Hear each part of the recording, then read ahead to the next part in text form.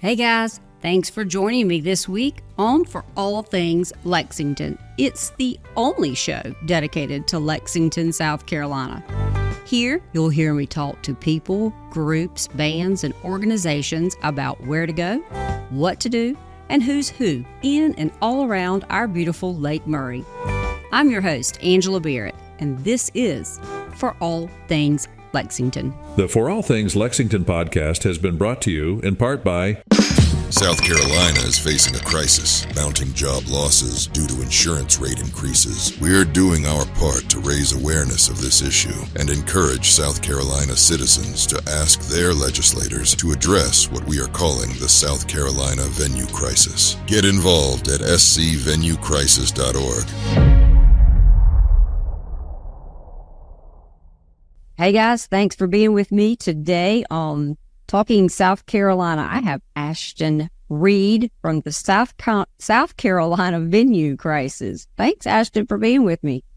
Thanks for having me. Yeah. So let's talk about first what the South Carolina venue crisis is.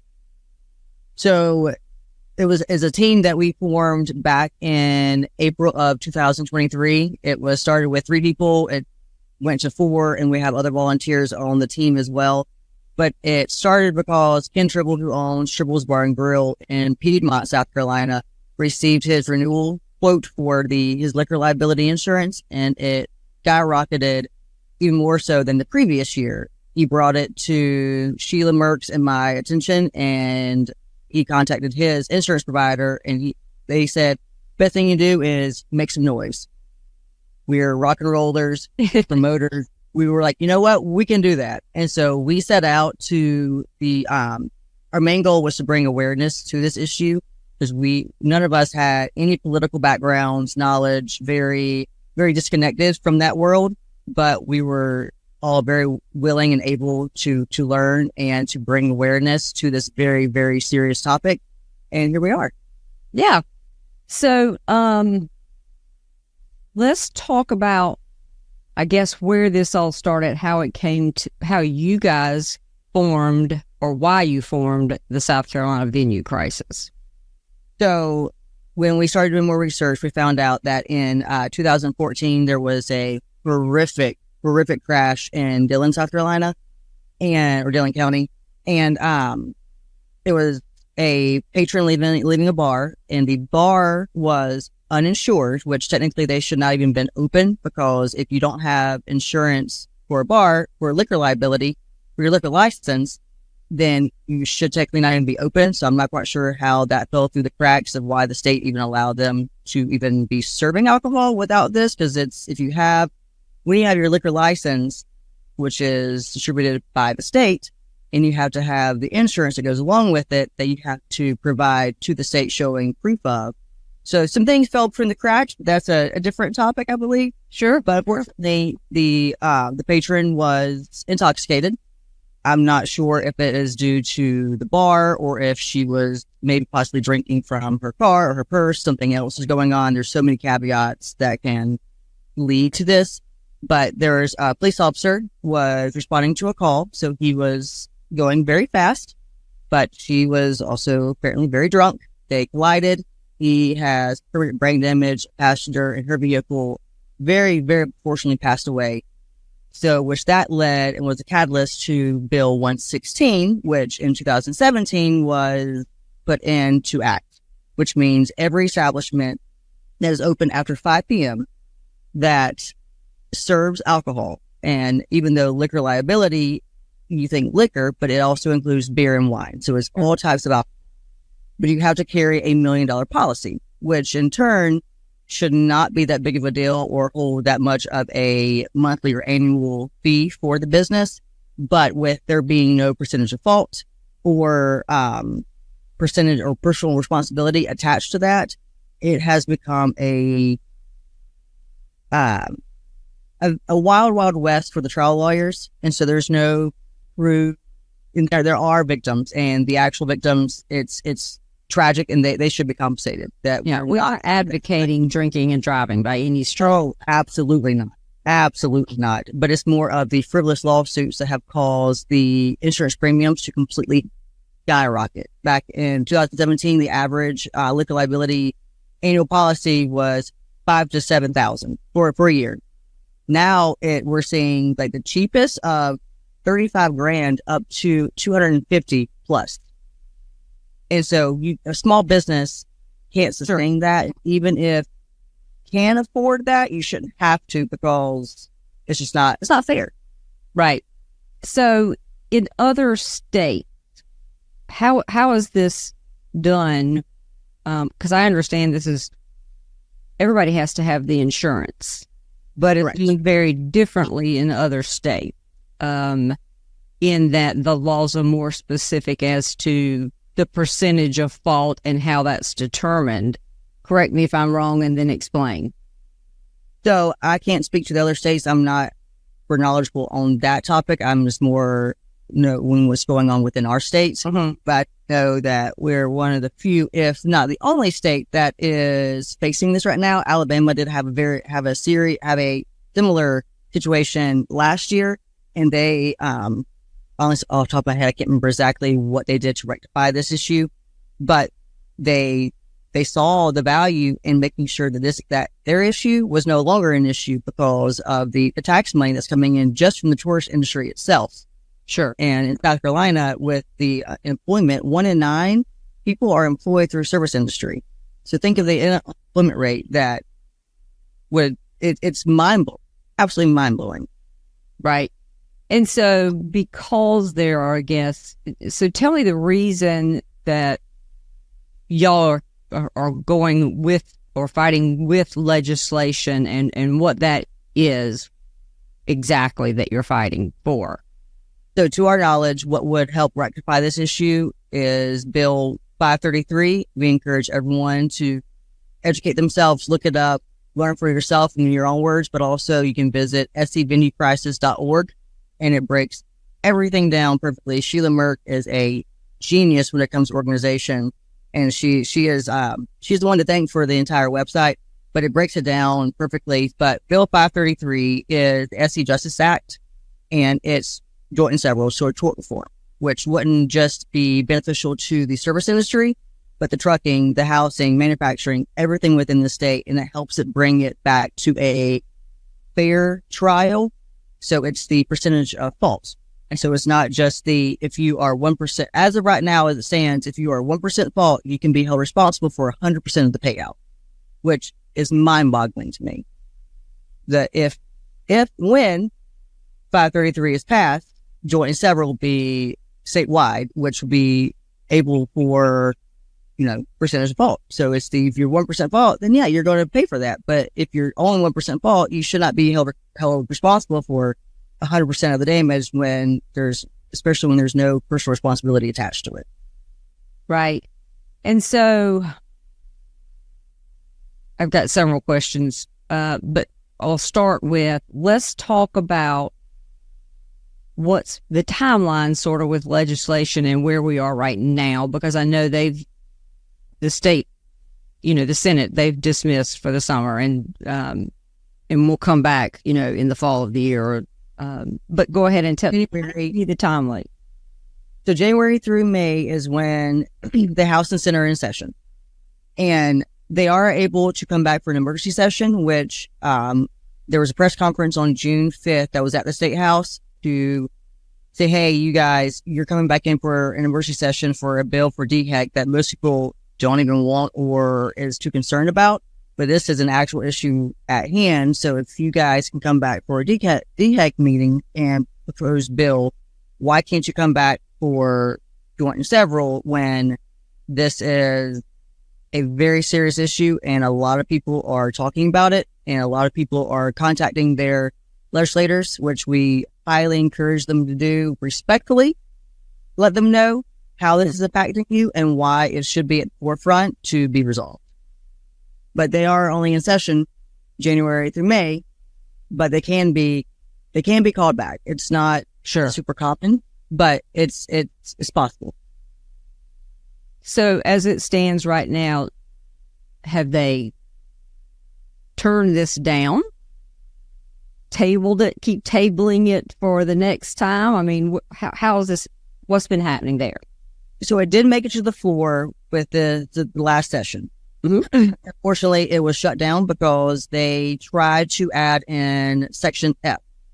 And Section F would allow 533 to not apply to any alcohol sales. So they would be completely just, it would help other industries within the state, but it would not help the liquor liability issue at all. Sure.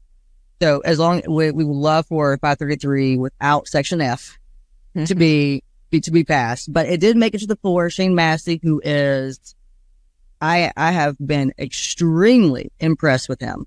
He is a true advocate. It's been amazing to watch, and he has a backbone, and I appreciate the heck out of that. Yeah, I like the explanation of the perfect storm.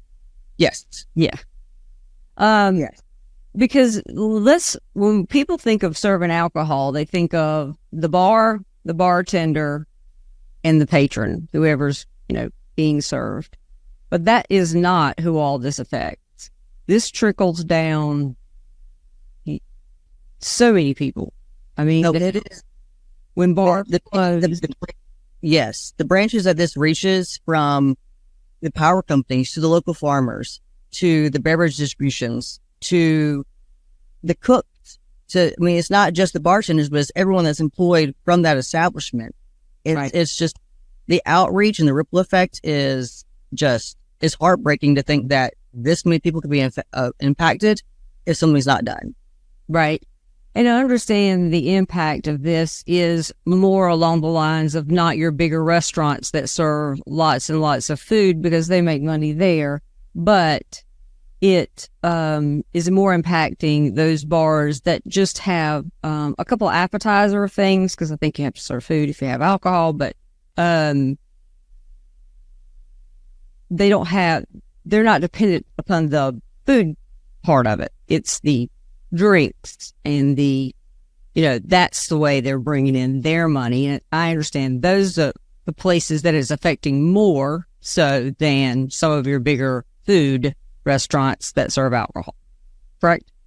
Correct. So a bar tavern, the margins with any restaurant that sells alcohol, typically the higher margins are from alcohol sales. Sure. So a lot of places and people that, rightfully so, don't comprehend that part of it, but they're saying, oh, why don't you just not sell alcohol? Well, that's not really an option because the business is going to go under because that's where the money and the margins are coming from. But when you, and most of the while people are there. Exactly. And this isn't a necessarily like drinking thing, because a lot of people are like, oh, you're just, you're fighting for alcohol. It's more just a fight for freedom also, but it's the responsible freedom. And so and the way the way I've read it, correct me, is a fairness. It's left up to the server, the bartender, whoever, to determine whether somebody is intoxicated or not. And you may not know that in the initially. I'm just going to throw this out. Again, not promoting or, wanting people to drink and drive. Absolutely not. But what I think I have seen, and I agree with, is the unfairness of where, first of all, the responsibility lies to that server to decide if that person is in fact intoxicated. Because again, you may not know that initially. Somebody comes in who's been drinking all day somewhere, not there. They ask for a drink. You haven't met them more than 3 seconds. You serve them a drink and then they leave. You served one drink. You had no time to make any kind of, I think that's what I got out of a lot of what I was reading and the videos I was watching, is where it needs, percentage-wise, needs to lie. Those kinds of things is what I understand. Yes. So it's we've been calling it the $1 million mimosa issue because it's if you have brunch at noon and you have one mimosa at an establishment, you go out, you're on the lake, you go to a friend's house, you go 13 different places, which I do not condone whatsoever because that's not smart. Right. By any means. But if you just, hypothetically speaking, but if you So if you're at one place at 12 p.m. and then you're at another place and then at 3 a.m. you crash and something just like tragedy happens, that first establishment, as the law stands right now, can be held 100% responsible for one mimosa of someone's personal actions and choices to go gallivant all over drinking. Right. So it's hard for me to comprehend and understand how this is even still a thing and why.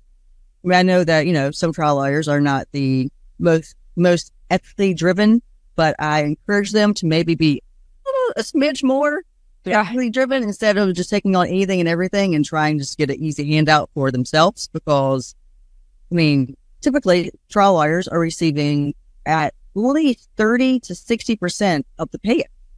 And so it's hard for me to understand when they're saying, oh, it's for the victims. Well, if it's truly for the victims, then why are you receiving an exponential amount of their payout?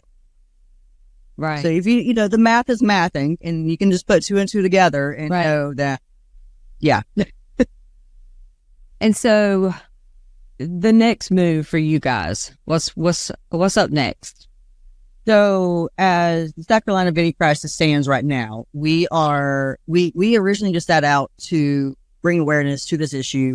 We did not have intentions to get heavily involved in politics, but we saw that here you are, and here we are. So, but some of the team, we're going to be taking a little bit of a step back. There is an association that's being formed. We've not been very involved with that association, so I can't speak a whole lot about where they are in terms of membership or what that really entails, but they're called the South Carolina Bar and Tavern Association. They're newer, but we're not going to be necessarily going anywhere, but we're not going to be tearing up the road like we were last year with the town halls and all the time and effort, because this is volunteer work and we're tired. We're a little burned out on things, but we're going to see it through, but not to the time and resources that we were doing the last 14. And so if people, businesses, whoever it may be, want to be more involved, where do you suggest they go? Yeah, so we would love to see more businesses, especially businesses that this has a direct impact on, to get more involved. I mean, the SCvenuecrisis.org, the website, I mean, it is a tell-all, be-all, answers pretty much every question that you could imagine, but people have to do that for themselves instead of just, a little bit of effort goes a long way.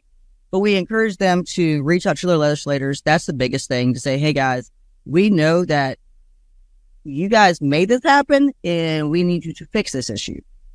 But again, respectfully, that's our biggest thing, is be respectful, because you're not going to get anywhere by just being mean, especially from the get-go. Time and place for that, but at first, please be respectful. But it's just knowing that this is an actual issue, that this will have an impact on a bar, restaurant, tavern, even if it doesn't have a direct impact right now, because that's what we have found out, that people are not understanding the severity until it directly impacts them. So just want people to be proactive instead of reactive. Right.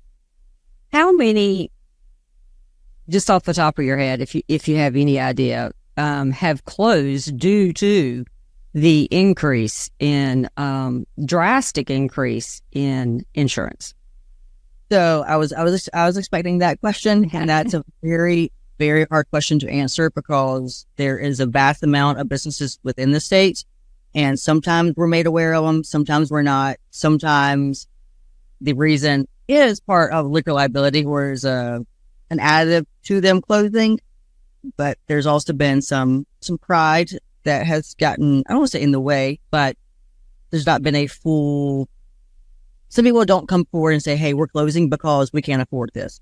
They're just closing and saying they're closing. So we're not really exactly sure, but there's been at least 10 to 12 off the top of my head so far. But I know there's more than that. And that's just in the upstate. Right. We're outside Greenville, South Carolina. So, but within the whole state itself, I'm not sure, but I know it's a hefty number so far. Yeah. I know there was, I'm not sure which bar it was. but it was a pretty big establishment. And I think people were kind of shocked when it closed. And that's just been recent. Yeah, maybe that was it. Yeah. Yes, they were in business for 29 years. It was out of the blue that, they made an announcement. It was, I think it blindsided a lot of people, which is understandable, but it was also hey guys, that we've been trying to bring awareness to this, and where we haven't been crying wolf at all. Right. Some people don't believe it until it has a direct impact on their business or their local watering hole, which is very unfortunate, very unfortunate. But where we're believing that more people are starting to understand and comprehend the severity. Right. Because that's a good example of how far it reaches your musicians, and, in the art, the art world, that side of things, not just the employees of that business there, or the people who bring in the alcohol or food or whatever, but they, thrown in musicians as well. So absolutely, music is my language, and that is why Triple, Sheila, Lauren, and myself with the Venue Crisis team started this, because music is our language, and we don't know where we would be without it. We're appreciative, and it would be just heartbreaking, detrimental to see venues that support live music fade away. Right. And, I know a lot of these businesses are small, but everybody has to start somewhere, musicians included. They didn't just walk up on a stage. They started somewhere at a watering hole. I mean, 9 times out of 10, you don't get that lucky usually. And that's how they build their following as well. So that's kind of where they want to start is, your local, smaller places where people they know are going to come see them, and then it grows. So that's how you build your fan base. That's right. That's right. Well, I thank you so much for talking with me today. And you're definitely going to have to keep me posted as this goes, and give us some updates as it goes along. But good luck, and I can't wait to see how this goes.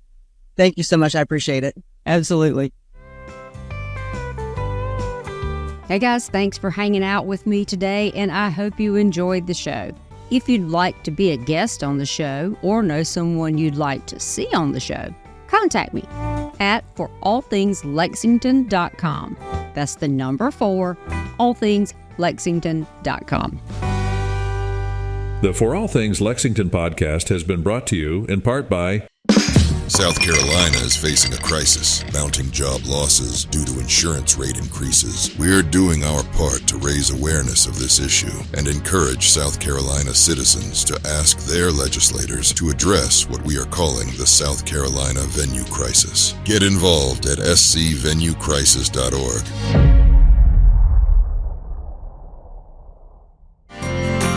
And by Angela Barrett at HomeMattersSC.com.